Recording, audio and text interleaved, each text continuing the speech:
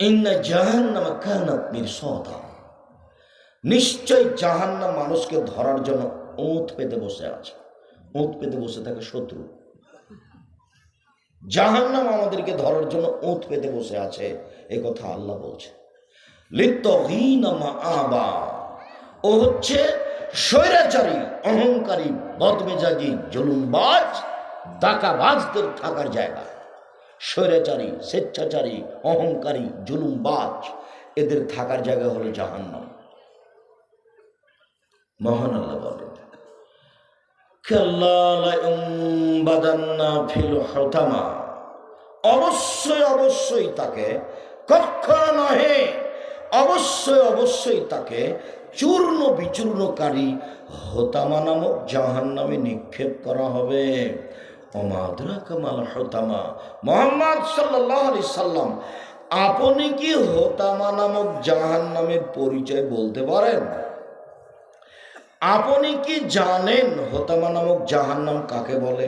আমি বলি, নারুল্লাহিল মুকাদা, তা হচ্ছে জ্বলন্ত উত্তপ্ত আগুন। জাহান্নাম বলতে আগুনের টুকরা, জাহান্নাম বলতে এক খণ্ড আগুন। মহান আল্লাহ বলেন,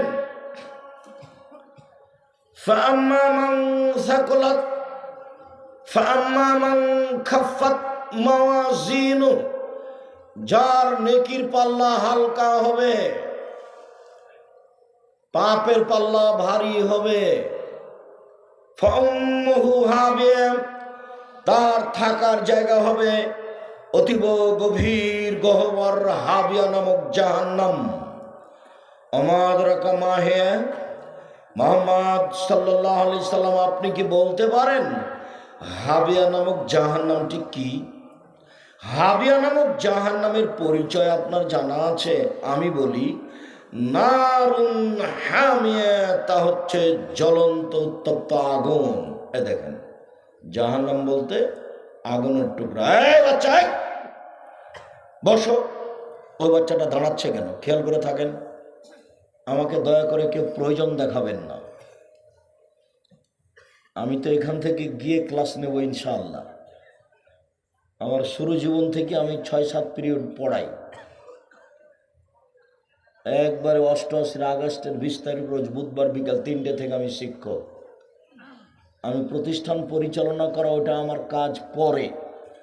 শিক্ষকতা করার কাজটা আমার আগে, বক্তব্য দেওয়াটা কাজ আমার পরে, বই পুস্তক লেখা কাজটা পরে। আমার জীবনে আমি